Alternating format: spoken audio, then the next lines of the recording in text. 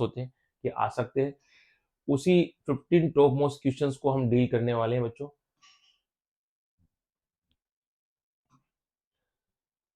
तो most probable 15 questions की जो एक लिस्ट है उसी को लेकर हम चल रहे हैं, और सबसे पहले हम फर्स्ट क्वेश्चन को डील करेंगे। ये बात हमको ध्यान ही रखना है कि हम लोग जिस क्लास को चल रहे हैं वो लेक्चर थर्ड या क्लास थर्ड है।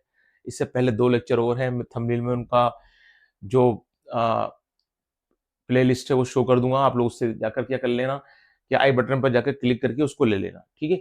अगर आपको देखना है तो, नहीं देखना है तो वेरी गुड, मस्त रहिए, स्वस्थ रहिए, ठीक है ना। उस पर आपकी सेहत पे पड़ता है ना मेरी सेहत पे फर्क पड़ता है ना। अगर आप देखेंगे तो आपको बेनिफिट मिलेगा, नहीं देखेंगे तो आप, बहुत सारे ऐसे लोग हैं जो अच्छी अच्छी तरह से खूबसूरत चेहरे के साथ आपको टाइम पास करेंगे, तो आप उससे आप टाइम पास कर सकते हैं। और एक्सपीरियंस फैकल्टी के साथ जुड़ेंगे तो आपका नेट का पेपर अच्छा जाएगा और आपको फायदा मिलेगा, ठीक है। अब आते हैं पहले क्वेश्चन पर। पहला क्वेश्चन हम लोगों को ध्यान रखना है,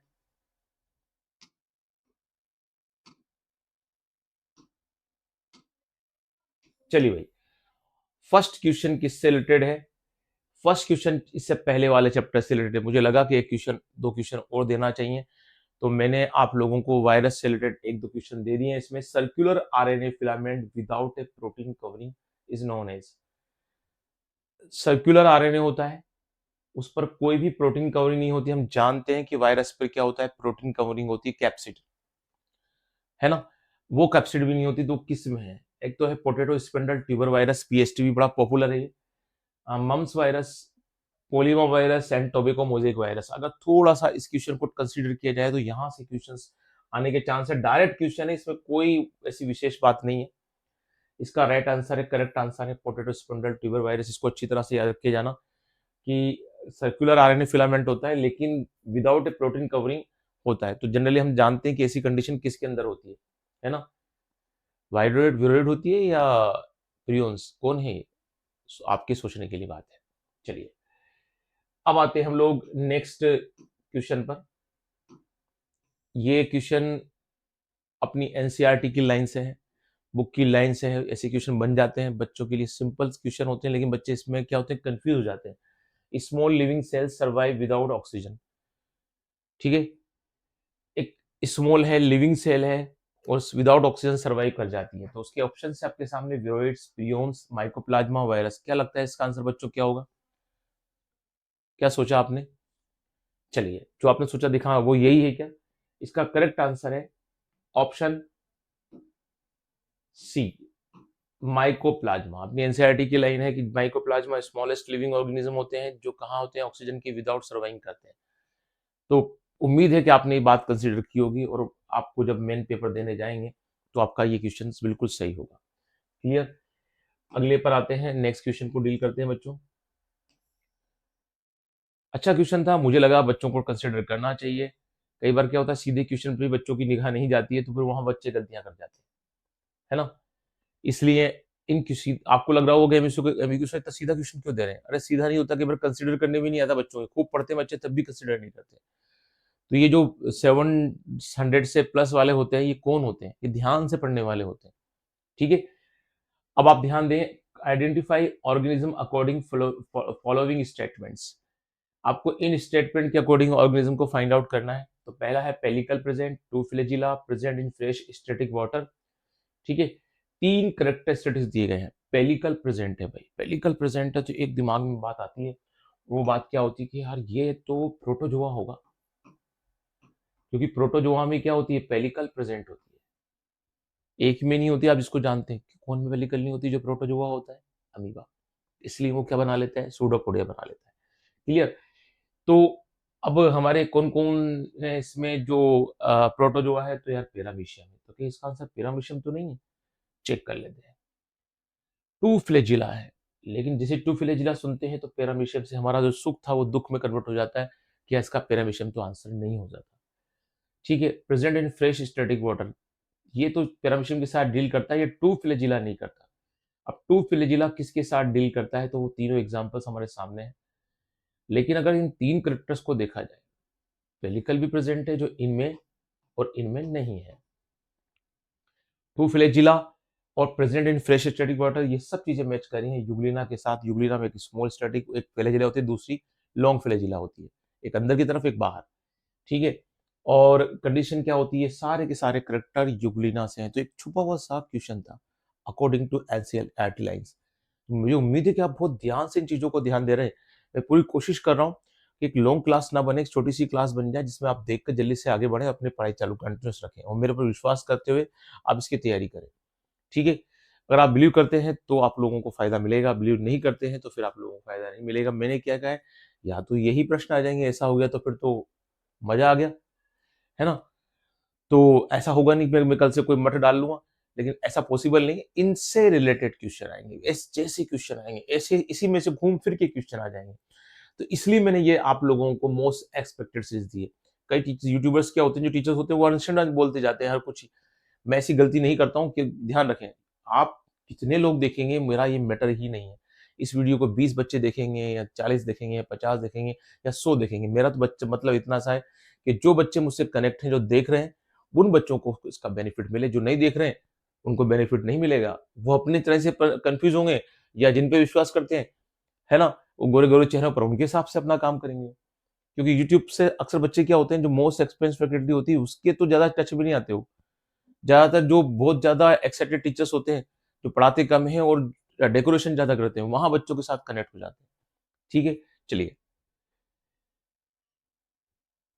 ध्यान रखिएगा, वो पुरानी कहावत धार्मिक, आडंबर में फंसोगे तो अपना टारगेट भूल जाओगे। वो आपके ऊपर डिपेंड करता है कि आप आडंबर में फंस के अपना टारगेट भूलोगे, है, या फिर आप ऐसे लेक्चर्स के साथ, ऐसे एक्सपीरियंस फैकल्टी के साथ जुड़ोगे जो आप लोगों को ज्यादा बेनिफिट दे सकती है। क्लियर।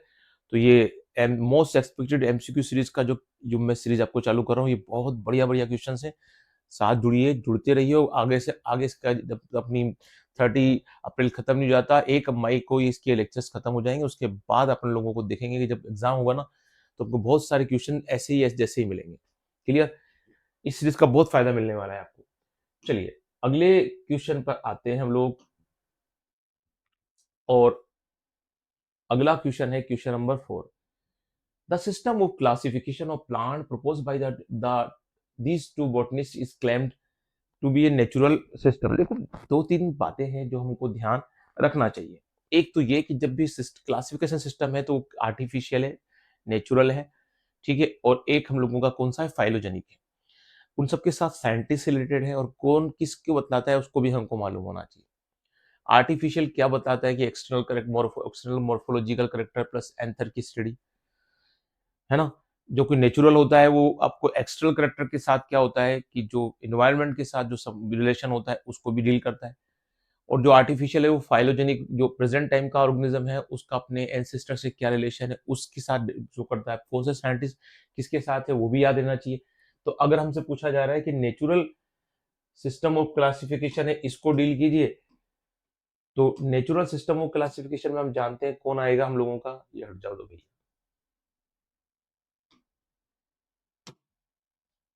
चलिए एक मिनट रुकिए, कुछ टेक्निकल प्रॉब्लम थी, उसको सोल्व करके अपन आगे बढ़ते हैं। चलिए, हो गई सोल्व।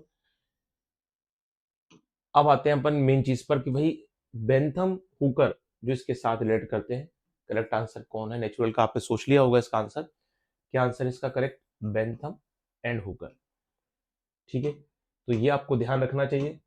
नेक्स्ट क्वेश्चन को डील करते हैं। चलिए, क्वेश्चन नंबर 5 है हम लोगों का। पहले इसका आंसर सोचिए आप, कि अगर किसी सिस्टम ऑफ क्लासिफिकेशन में मॉर्फोलॉजिकल करेक्टर्स को डील किया जा रहा है तो वो कौन से क्लासिफिकेशन में है। मैंने अभी भी आपसे बोला था कि मॉर्फोलॉजिकल करेक्टर्स को ज्यादा डील करता है कौन, artificial with structure of antheridia. Internal character पे ज्यादा जोर देता है कौन, नेचुरल सिस्टम ऑफ क्लासिफिकेशन। और फाइलोजेनिक रिलेशन को कौन देता है, वो तो फाइलोजेनेटिक ही देगा, ठीक है, प्रेजेंट ऑर्गेनिज्म का अपने एंसेस्टर के साथ। तो इसका राइट आंसर कौन सा है बच्चों, आर्टिफिशियल सिस्टम ऑफ क्लासिफिकेशन, यानी करेक्ट आंसर है। अब ये सब अपनी कहाँ दे रखे, चैप्टर स्टार्ट होते पहले पेज पर ही यही दे रखा है ना। फिर पेज टर्न करोगे तो अगले पेज पर भी आपको कौन सा मिल जाएगा, फाइलोजेनिक मिल जाएगा। हमको तो पेज वाइज मालूम होते हैं कि कौन से पेज पर क्या दे रखा है, लेकिन ज्यादा हम लोग ऐसे करते नहीं बच्चों को, ताकि उससे क्या होता है बच्चा रट्टे के लिए आगे बढ़ता है, ठीक है। जब हम पढ़ाते थे क्लास में तो ऐसे चैप्टर्स हमको टिप्स से मालूम होते थे कि भैया इस पेज पे ये खोल ले, इस पेज पे ये खोल ले, कोटा में। तो इस तरह से हम लेकिन अभी देखो यहाँ ऑनलाइन में हम बच्चों को कोशिश करते हैं कि जो प्लेटफॉर्म की जो शर्त है, जैसा हम लोगों को यूट्यूब के जितने भी नॉर्म्स हैं उसको लेके चले, उसके अकॉर्डिंग आपको स्टडी कराएं। क्लियर? चलिए अब आते हैं हम लोग नेक्स्ट क्वेश्चन पर, और नेक्स्ट क्वेश्चन है हमारा क्वेश्चन नंबर 6। क्वेश्चन नंबर 6 क्या है? Match the column first and second, choose the correct combination from the option given. अब आपके सामने ये कॉलम फर्स्ट और कॉलम सेकंड है। कॉलम फर्स्ट में क्लास है, कॉलम सेकंड में स्टोर फूड एग्जांपल्स है। इन दोनों के साथ अगर अपन डील करते हैं तो क्लोरोफाइसी, फियोफाइसी, रोडोफाइसी 3 क्लासेस दी गई हैं, और तीनों क्लासेस का आप लोगों के सामने क्या दे दिया गया है? रिजर्व फूड दे दिया गया है। तो बड़ा अच्छा सा क्वेश्चन है, और इस क्वेश्चन को आपको मालूम होना चाहिए। अगर आपको करेक्टरिस्टिक्स मालूम रहते हैं तो बड़ी आसानी से आप इसको करेक्ट कर सकते हैं। जैसे देखिए, हर बच्चे को मालूम है स्टार्च क्लोरोफाइसी का रिजर्व फूड है, जिसमें अपना वोल्वॉक्स आ जाता है, क्लेमाइडोमोनास आ जाता है ना? ठीक है, तो ये सारे इसी के मेंबर होते हैं।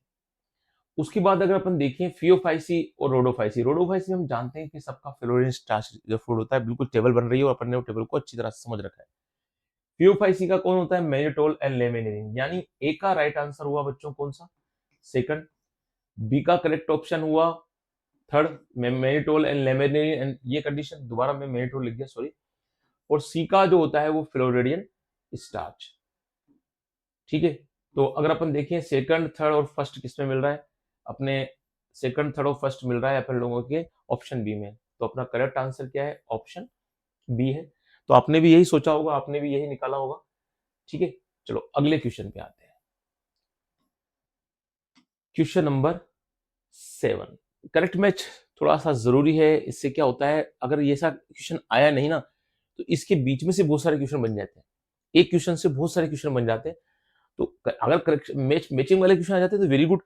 अगर नहीं भी आते हैं तो इससे एक क्वेश्चन से बहुत सारी एक कंसेप्ट क्लियर हो जाती है। इसलिए मुझे देने का तरीका, चलो आप सोचिए इसका आंसर क्या है। अब मुझे पोज करके भी सोच सकते हैं, क्योंकि मैं तो पोज नहीं होऊंगा ना, मुझे तो कंटिन्यूस चलना होगा, टाइम ज्यादा हो जाएगा वरना। चलिए, अब इस क्वेश्चन में अगर हम देखें तो भाई पहले कॉलम में तो क्लासेस दे रखी हैं, दूसरी कॉलम में मेजर पिगमेंट दे रखे हैं। हमने याद कर रखे हैं क्लोरोफाइसी, फियोफाइसी, रोडोफाइसी के साथ क्या होता है। क्लोरोफाइसी में ए और बी पिगमेंट होता है, वो किस में मिल रहा है आप लोगों को? ऑप्शन थर्ड में मिल रहा है। तो ये तो कंफर्म हो गया भैया कि ए का आंसर थर्ड होगा। बी का देखते हैं कि बी का किससे मिल रहा है? ए के साथ सी हो जाता है। ए के साथ सी आपको किसी ऑप्शन में मिल रहा है? बिल्कुल मिल रहा है। पीओफआईसी में आपको ए के साथ सी फर्स्ट ऑप्शन में मिल रहा है, तो ये आपके फर्स्ट ऑप्शन हो गया। सी के साथ रोडोफाइसी अपन जानते हैं ए और डी होता है, तो वो मिल रहा है करेक्ट सी सेकंड में। अब आप देखिए किसकी कंडीशन क्या है, यानी आपको टेबल अच्छी तरह से याद रहना चाहिए, समझना, रट्टा नहीं मारना। मैं बार बार रिवाइज कर रहा हूँ, ठीक है। तो अब देखिए आपकी क्या कंडीशन है, थर्ड, फर्स्ट, सेकंड। इसमें तो नहीं है थर्ड, फर्स्ट, सेकंड, यही तो है भैया करेक्ट ऑप्शन, सॉरी इसमें नहीं है, इसमें नहीं है, इसमें नहीं है। तो अपना करेक्ट आंसर बच्चों कौन सा हो गया? करेक्ट आंसर हो गया अपना ऑप्शन ए। ठीक है, अच्छा सा क्वेश्चन था, मैचिंग था, है ना। अब बढ़ते हैं हम लोग नेक्स्ट क्वेश्चन पर। थोड़ा मुझे टाइम का ध्यान रखना पड़ता है बच्चों, इसलिए मुझे क्लास को थोड़ी सी फास्ट लेना पड़ती है। वो बच्चे जो भी तैयारी कर रहे हैं उनका ज्यादा टाइम ना लगे, वो जल्दी से इसको देख लें वो, लेकिन थोड़ा समझा के बताना पड़ता है ताकि बच्चों को ज्यादा भला हो। अगर हम चाहें तो ऐसा पहले का है, दूसरे का भी, तीसरा का, ऐसे करने से क्या होता है बच्चा समझता नहीं है। तो थोड़ा टाइम देना पड़ता है, टाइम देकर आप पढ़ेंगे तो बेटर काम होगा। जल्दीबाजी करेंगे तो फिर वो क्या होता है कि बस आपका दिमाग को ऐसा लगता है कि हमने देख लिया, लेकिन वो देखा हुआ नहीं होता, वो दिमाग से निकल जाता है। Match the column first, second and third, choose the correct combination from the option given. तो देखिए अब आपके सामने ये 3 कॉलम की टेबल है, और इसमें आपके सामने अलग अलग तरह के एल्गी दे रखे हैं, जिनसे क्या क्या मिलता है वो भी आपके सामने ऑप्शंस में क्लियर हो रहा है ना। अच्छी तरह से इस टेबल को देखिए, और मैं थोड़ा सा इसको स्लाइड को नीचे कर लेता हूं जिससे आप लोगों को दिक्कत ना आए। ये लीजिए, अब प्रोडक्ट, ऑप्टेंड फॉर्म और क्लास, और ऑप्शंस को देखिए अच्छी तरह से, कोई जल्दी नहीं है। आयोडीन के साथ दे रखा है मैक्रोसिस्टिस, आयोडीन के साथ दे रखा है अपन को मैक्रोसिस्टिस, ठीक है।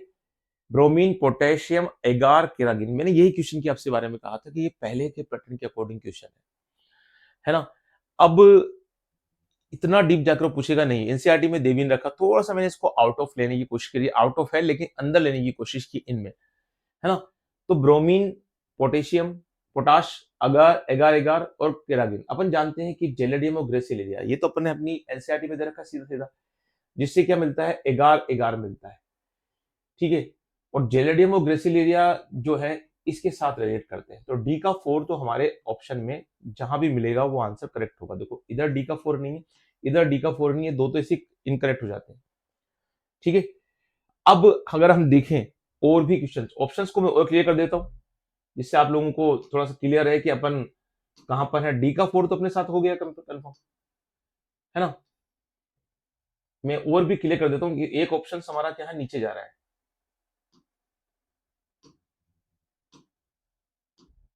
चलिए, टेक्निकल प्रॉब्लम हो थी। अब देखो अपना डी का 4 ऑप्शन इन दो में, यानी ये दो ऑप्शन तो अपने इससे रॉन्ग हो जाते हैं, है ना, ये दो ऑप्शन तो इससे रॉन्ग हो जाते हैं। अब आपको देखिए तो कंडीशन क्या है, इसमें भी ए का 3 है, इसमें भी ए का 3 है, इसमें और साथ में एल है, एल ग्रुप जो अपना है ना। बी का है कौन सा है, 5 है, 5 के है, यानी दोनों में कंडीशन सेम चल रही है। सी का 1 के यहाँ एल है, ठीक है। मैं ऑप्शंस आपके सामने यहाँ लिख देता हूं ताकि आप लोगों को डी ऑप्शंस में ढूंढने में दिक्कत नहीं आए, उसके अकॉर्डिंग आप लोग देख सकें। ए का 3 एल, बी का 5 के, सी का 1 एल, ठीक है। इसको आप लिख लें, तो यहां तक तो सेम है ना, ठीक है। उसके बाद डी का 4 के और ई का 2, तो ये ऑप्शन हैं। एक बार इसको अच्छी तरह देख लें, यहां देख लें, यहां देख लें, बात बराबर है, मैंने उसको यूं वहां भी लिखा है, यहां से भी लिखा है। अब जेलेडियम जो है वो किसके साथ रिलेट कर रहा है, अब मुझको ध्यान रखना है अगली कंडीशन पर।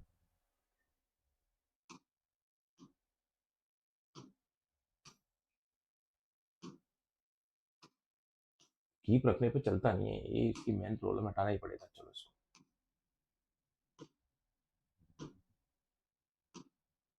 चलिए अब आपके सामने ये ऑप्शंस आ गए हैं। अब इसके साथ आप मैच कीजिए कि कंडीशन क्या होगी। चलिए मैंने नीचे वाली स्लाइड में आपके सामने शो कर दिया। तो हम लोग बात कर रहे थे कि यार जेलेडियम और ग्रेसिलेरिया जो है वो इसके साथ रिलेट कर रहा है अगर अगर के साथ, है ना। यानी डी का जो 4 है,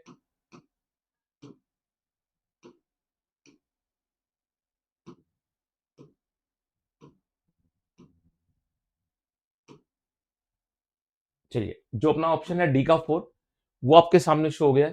तो सबसे पहली कंडीशन तो अपने सामने आ गई है कि भाई जो डी ऑप्शन है उसका 4 होगा। अब उसके साथ कौन सा रिलेट करेगा, उसके साथ रिलेट करेगा के या एल, रेड एलगी में। तो दोनों की किसके साथ करते हैं, जेलेडियम और ग्रेसिलिया रेड एलगी के साथ, तो ये के ऑप्शन हो गया। अब आगे देखिए जो अपना ब्रोमीन है वही चलते हैं अपन, ब्रोमीन किसके साथ रिलेट करता है, ये फ्यूकस और लेमिनेरिया। ये आप इतना अपनी एनसीईआरटी में दे नहीं रखा है, तो थोड़ा सा एक्स्ट्रा क्वेश्चन हो जाता है। तो कंडीशन ये आ जाती है हमारे कि भैया जो ऑप्शन है, नहीं यार फ्यूकस और लेमिनेरिया के साथ ब्रोमीन नहीं है, फ्यूकस और लेमिनेरिया के साथ तो अपना कौन सा है, आयोडीन है, ठीक है। तो अपना ए के साथ कौन आ जाएगा, ए के साथ थर्ड आ जाएगा। और brown red algae, brown algae में किस कौन आएंगे, अपन जानते हैं फ्यूकस लेमिनेरिया ब्राउन एलगी है, फियोफाइट से रिलेट करते हैं, तो ये भी हो गया अपना ऑप्शन। तो ये दो तो अपन ने पहले डिलीट कर दिए। अब इन दोनों ऑप्शंस पे अपन को सोचना है। दूसरा अपन देखते हैं कि बी में ब्रोमीन है, और ब्रोमीन का जो होता है वो किसके साथ रिलेट करता है, ब्रोमीन, ब्रोमीन पोटेशियम के साथ रिलेट करता है, पॉलीसाइफोनिया के साथ रिलेट करता है। तो कंडीशन क्या है, जो बी है उस बी का कौन सा हो जाता है, 5, 5 में कौन है, पॉलीसाइफोनिया। अब देखना है कि रेड एलगी और ब्राउन एलगी के अंदर किस में आ रहा है। तो अपन जानते हैं कि जो है रेड एलगी का कंडीशन है, तो अपना बी का 5 और के हो गया। अब सी का देख लेते हैं कि सी का ऑप्शन जो है वो किसके साथ कर रहा है। सी में क्या है, पोटेशियम, और पोटेशियम अपना मैक्रोसिस्टिस के साथ रिलेट करता है। इसको अच्छी तरह से थोड़ा देख लेना, याद रखना है इसको, है ना। इसको देने की वजह यही है, सी का 1 है और ये कौन सा है, ब्राउन एलगी के साथ है। लास्ट अपना बचता है केरागिन। केरागिन अपनी एनसीईआरटी में अभी दे नहीं रखा, लेकिन केरागिन एक अच्छा इंपोर्टेंट फैक्टर है और ये रिलेट करता है अपने किसके साथ, कॉन्ट्रास्ट के साथ। ये अब नहीं अपने इतना, तो ई का 2 हो जाता है। और देखिए अपन ए का 3 एल, बी का 5 के, सी का 1 के, ठीक है। और डी का, सी का 1 एल, सी का क्या है अपना 1 एल सॉरी, और डी का 4 के और ई का 2, यानी करेक्ट ऑप्शन अपना कौन सा है बच्चों, डी ऑप्शन है। इसको अच्छी तरह से ध्यान रखना। दो अपन को करा क्या इस क्वेश्चन में, दो तो क्लासेस दे दी गई, ब्राउन एलगी रेड एलगी की प्रोडक्ट दे दिए गए और एग्जाम्पल दे दिए गए। ऐसा क्वेश्चन आ सकता है, लेकिन अब इतना ज्यादा अपने दे नहीं रखा है। ग्रेसिलेरिया जेलेडियम तो क्वेश्चन कई बार बन जाता है, इसलिए इसको देने की तो वजह थी कि भाई ग्रेसिलेरिया जेलेडियम किससे मिलता है, एगार, उससे मिलकर में कौन सा प्रोडक्ट मिलता है, एगार एगार मिलता है, जिसको हम लोग जनरली यूज करते हैं पीटीसी में, प्लांट टिश्यू कल्चर में यूज करते हैं ना, एज ए कल्चर मीडियम। तो वो तो हमारे काम आता ही है। और एगार एगार को हमने वहां भी बात किया था जब प्लांट हार्मोन पीजीआर पढ़ रहे थे, वहां पीजीआर में भी इस बतलाया था कि जो वांट ऑफ का प्रैक्टिकल था उसमें भी इसकी बात की थी। ठीक है बच्चों, तो उम्मीद है कि क्वेश्चन आपको थोड़ा समझ में आया होगा। अगर नहीं भी आया होगा तो थोड़ा ध्यान रखिएगा, कोर्स में इतना नहीं है, इसलिए दिक्कत हो सकती है आपको इस क्वेश्चन से रिलेटेड। लेकिन ऐसा क्वेश्चन देने का वजह बस यही थी कि आपको थोड़ा सा और डीप नॉलेज हो जाए, थोड़ा साइड से हटके चीज जो है उसको अंदर लेकर आकर अपन समझ लें। अब अगला क्वेश्चन अपन लोगों का कौन सा है, what is the unique feature of bryophyte. अब ब्रायोफाइट दिमाग में रखिए उसका यूनिक फीचर क्या है। वेस्कुलर बंडल उसके अंदर देखो इतना तो है ही नहीं ना, तो कंडीशन वेस्कुलर बंडल वाली तो उसका फीचर यूनिक में आती ही नहीं है। क्लियर, तो ये तो करेक्टर इसका हो नहीं सकता। अगर अपन आगे चलें और देखें तो मेडिसिन इंपोर्टेंस ज्यादा नहीं है ब्रायोफाइट्स के। Gametophyte attach to the sporophyte, gametophyte attach to sporophyte नहीं होता। मेन जनरेशन होती है ब्रायोफाइट की कौन सी, गेमिटोफाइट, और स्पोरोफाइट होती है शॉर्ट लिविंग। तो स्पोरोफाइट अटैच विद गेमिटोफाइट, यानी ऑप्शन जो है अपन लोगों का डी वो करेक्ट है बच्चों। ये चीज होती है, मेन जनरेशन कौन सी होती है अपनी, गेमिटोफाइट ब्रायोफाइट में, तो उससे अटैच कौन सी होती है, स्पोरोफाइट। तो ये इसका करेक्ट आंसर था, आपने ऐसे ही सोचा होगा। चलिए अगले क्वेश्चन पर आएंगे अपन, क्वेश्चन नंबर 10। और क्वेश्चन नंबर 10 में हमको क्या दिया गया है, the type of life cycle in which there is a no free living sporophyte and the dominant photosynthesis phase. देखो कंडीशन क्या है, एक जनरेशन है जिसमें फ्री लिविंग स्पोरोफाइट नहीं है, नहीं है, लेकिन वो डोमिनेंट भी नहीं है, दोनों ही नहीं है। ठीक है, यानी ये तो बात खत्म हो गई, स्पोरोफाइट डिपेंडेंट है। Photosynthetic phase in such plants in the free living gametophyte. अच्छा, गेमेटोफाइट पूरा पूरा फ्री है, तो किसके बारे में हम बात कर रहे हैं, तो यहां देखो साफ साफ कह दिया गया है गेमेटोफाइट फोटोसिंथेटिक है, यानी गेमेटोफाइट जनरेशन है और फ्री लिविंग भी है। लेकिन स्पोरोफाइट जनरेशन ना फ्री लिविंग है और ना डोमिनेंट है, तो ऐसा तो हैप्लोन्टिक कंडीशन को शो करता है। और ये हैप्लोन्टिक कंडीशन किसके अंदर होती है, अपने एल्गी में, जैसे वोल्वोक्स हो गया है ना, क्लेमाइडोमोनास हो गया। और ये अपने को किस ऑप्शन में दिख रहा है, यहाँ डिप्लोन्टिक क्रॉस, यहाँ हैप्लोडिप्लोन्टिक क्रॉस, यहाँ हैप्लोडिप्लोन्टिक देखना ही नहीं है। जहां हैप्लोन्टिक है वहां देखना है, तो अपना आंसर कौन सा हो गया, ये वाला करेक्ट आंसर हो गया। तो ये अल्टरनेशन ऑफ जनरेशन से क्वेश्चन था, और ये आपको अच्छी तरह से मालूम होना चाहिए। कई बच्चे करते हैं एओजी का रट्टा मार लेते हैं कि भैया इस हैप्लोन्टिक का ये एग्जांपल, डिप्लोन्टिक का ये एग्जांपल, हैप्लोडिप्लोन्टिक का ये एग्जांपल। ये इसको भी रिकॉर्ड कर रखा है मैंने लेक्चर, कंसेप्ट बिल्डर की जो आप प्लेलिस्ट देखेंगे मेरे चैनल पे जाकर, तो वहां पर ये सब चीजें आपको कंसेप्चुअल है। मैं 35 मिनट की क्लास में पूरा क्लियर कर दिया एओजी क्या है, अल्टरनेशन जनरेशन क्या है। तो अब आप पे डिपेंड करता है, मैंने आपको बार बार कह रहा है कि आप सुंदर सुंदर चेहरों के साथ जाएंगे या सामान्य क्लास में एक्सपीरियंस फैकल्टी के साथ जाएंगे, आप पे डिपेंड करता है। ठीक है, वो आपकी कंडीशन है। क्योंकि देखिए सब लोग यूज तो करते हैं इस प्लेटफॉर्म का। अब ये प्लेटफॉर्म यूट्यूब का एजुकेशन के साथ जो रिलेट करता है वो एक्सपीरियंस फैकल्टी के साथ रिलेट करता है। लेकिन बच्चे क्या करते हैं, पढ़ते नहीं है, और अपना टाइम पास करने के लिए जनरली क्या होते हैं, ऐसे चैनल्स को जनरली प्रेफरेंस देते हैं जो उनकी एक्स्ट्रा जो रिक्वायरमेंट है उसको फिल करती है। तो पढ़ाई करनी है तो ये चैनल बेस्ट है आपके लिए। और मेरे जैसे वे लोग जो दूसरे लोग जो भी आपको ओनली पढ़ाई से रिलेटेड काम कर रहे हैं वो बेस्ट है। ठीक है, वरना यूट्यूब चैनल तो वो बच्चे ही बना रहे हैं जिन्होंने नीट कर लिया और वो एमबीबीएस कर रहे हैं कि भाई हमारा ये नीट का एक्सपीरियंस है, हमारा फलाना फलाना ये है, फलाना, उससे में भी बच्चे देख ही रहे हैं। तो सबका अपना अपना ओपन प्लेटफॉर्म है, सब यूज करते हैं इसको अपनी तरह से। अब डिपेंड करता है व्यूअर्स पे कि वो कौन है, वो अपना टाइम कहाँ लगा रहे हैं। चलिए अब आते हैं नेक्स्ट क्वेश्चन पर।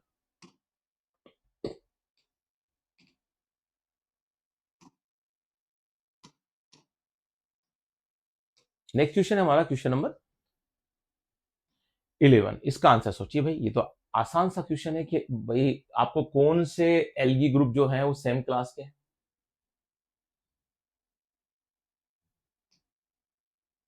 अच्छा क्वेश्चन है, आप देखते जाओ, मैंने तो आपके सामने रख दिया है, अब एक बार सोच लें। चलिए पहले ऑप्शन के साथ चलते हैं, है ना। जो पहला ऑप्शन है उसको डील करते हैं, एक्टोकार्पस यूलोथ्रिक्स पोरफायरा। यहां पर यूलोथ्रिक्स क्यों दे दिया भाई, ये अलग हो गया है ना।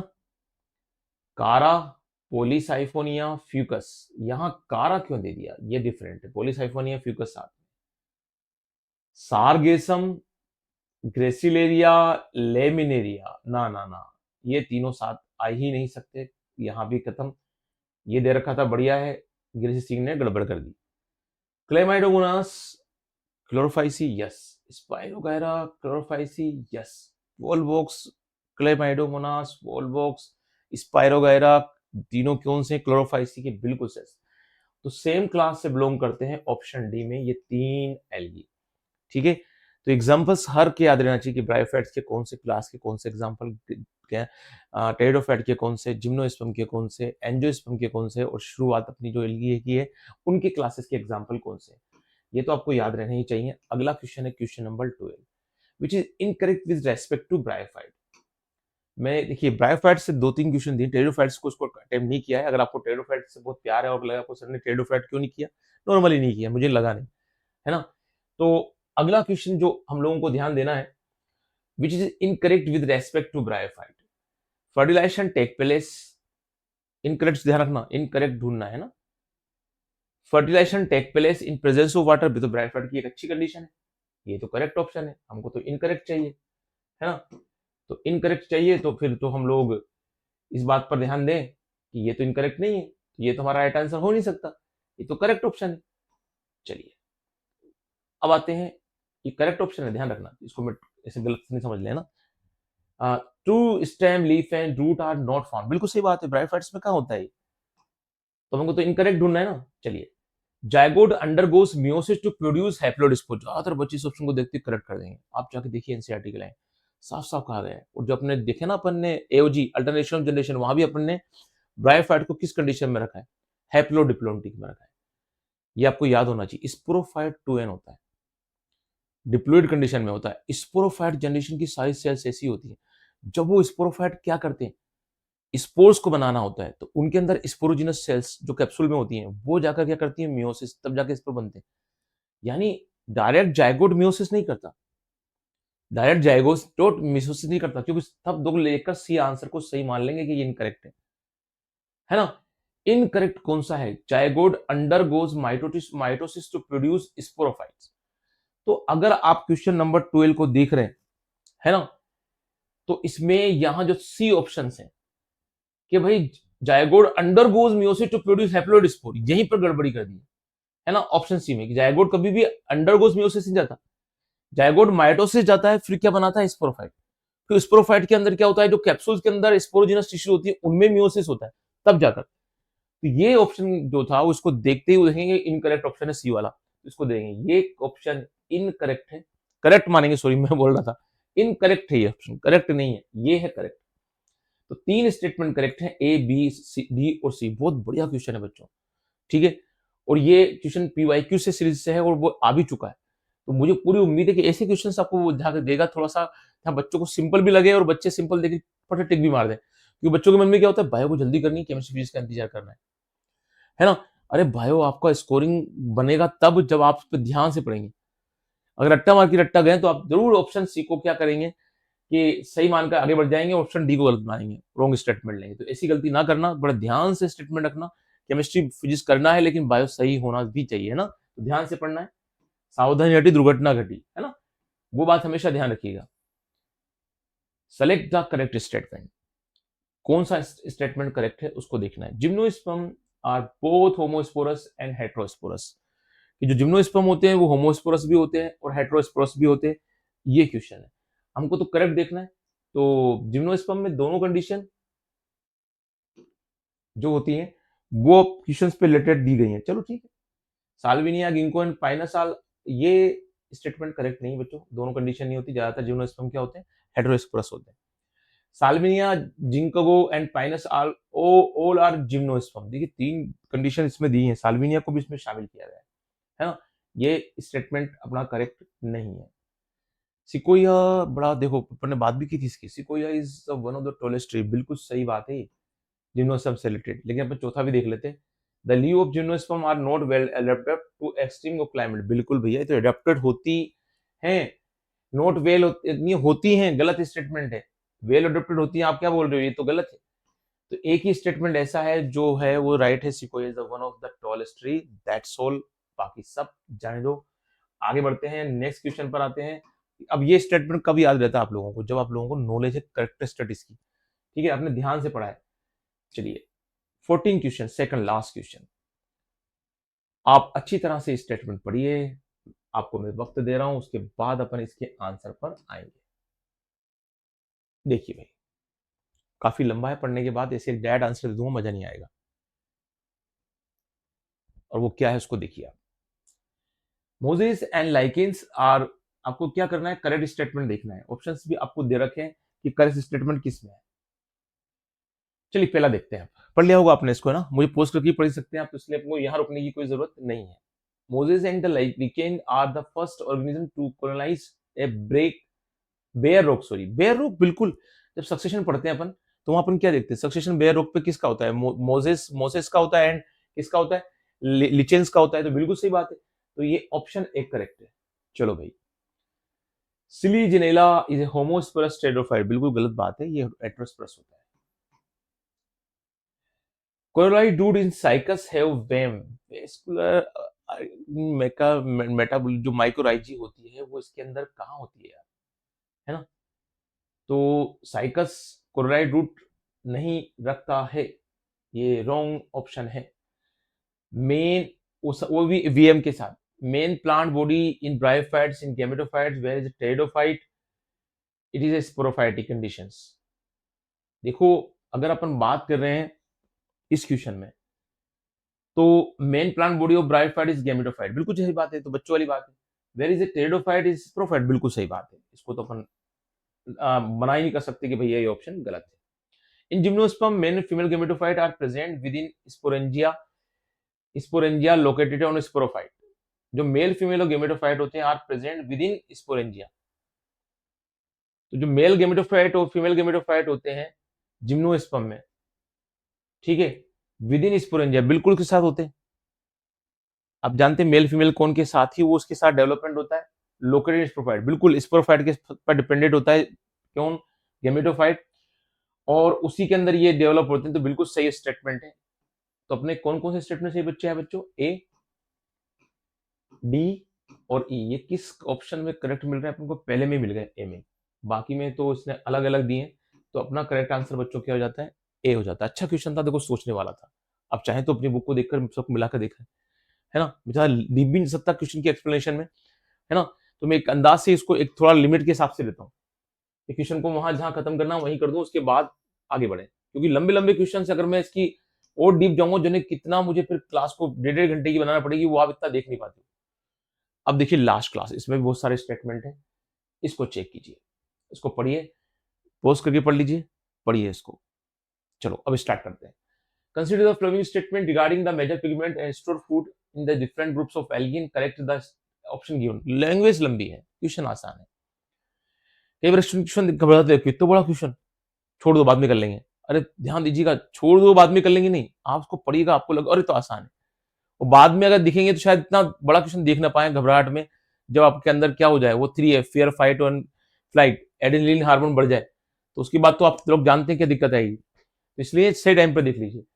इन a Chlorophyceae the store food material is starch, हाँ हाँ हम जानते हैं कि ऐसा ही होता है, ये सही है ना, सही है क्लोरोफाइसी में। And the major pigment chlorophyll is AD, यहां गड़बड़ी कर गए बाबा। हम जानते हैं कि भाई स्टार्च तो होता है क्लोरोफाइसी का, भी इससे पहले क्वेश्चन में देखा था, लेकिन जो पिगमेंट होता है वो एडी नहीं होता, ए बी होता है, तो ये तो statement wrong. In a Phaeophyceae laminarin is the store food, बिल्कुल laminarin Phaeophyceae major pigment are chlorophyll a और बी। अब फियोफाइसी में ए बी कहां से होता है साहब, वहां तो अपन जानते हैं एसी होता है। In Rhodophyceae floridean starch is the store food, बिल्कुल सही बात है। And major pigment are chlorophyll a and d and phycoerythrin, बिल्कुल सही है, थर्ड स्टेटमेंट करेक्ट है। और अपन को कहां मिल रहा है, ओनली ऑप्शन डी में मिल रहा है। और फर्स्ट एंड सेकंड क्या है, इनकरेक्ट है बच्चों।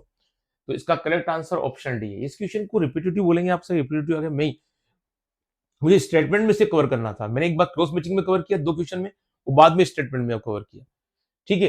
तो मुझे उम्मीद है कि आप अच्छी तरह से तैयारी करेंगे। मैंने थोड़ा सा इसमें एंजियोस्पर्म की लाइफ साइकिल से रिलेटेड क्वेश्चन नहीं दिए, तो मुझे वो देने थे जो मैं अगली क्लासेस में लूँगा। अगली क्लासेस में उसके साथ में एंजियोस्पर्म की लाइफ साइकिल से रिलेटेड कुछ क्वेश्चन और लूँगा और उसके बाद लास्ट क्लास जो अपनी एनिमल किंगडम की होगी इसमें, इस सीरीज़ में, उसको मैं लूँगा। तो इसकी उम्मीद है कि आपको ये लेक्चर 3 में इन क्वेश्चंस की आप प्रैक्टिस करेंगे, क्लियर? और आपको ये समझ में आए होंगे और कोई भी आपको कन्फ्यूज़न है तो आप अपने कमेंट बॉक्स में दे सकते हैं। कोई-सी बात पे आपको कुछ पूछना है तो कमेंट बॉक्स में दे सकते हैं। मैंने पहले भी आपसे कहा था, आप जुड़िए मेरे साथ, है ना? टॉपिक्स पे ध्यान दीजिए। जितना हो सके आप मेरे साथ जुड़ेंगे तो उतना ही अच्छा रहेगा आपके पेपर के लिए। आपका पेपर अच्छा जाएगा और आप, है ना, दूसरों लोगों से बेहतर काम कर पाएँगे। दूसरे लोगों से बेहतर काम कर पाएँगे।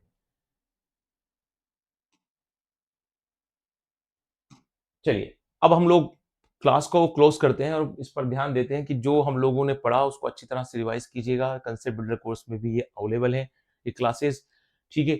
और जुड़े रहिएगा, ये पूरी सीरीज़ आपके लिए बहुत बेनिफिशियल होगी। आने वाले लेक्चर्स में भी मैं इसको जितना भी हो सकेगा बेहतर से बेहतर बनाने की कोशिश करूँगा। अपनी होल बायोलॉजी एक लिमिटेड एमसीक्यू के अंदर कवर करेंगे। तो कल मिलेंगे बच्चों, बहुत शुभकामनाओं के साथ। Good day and good bye.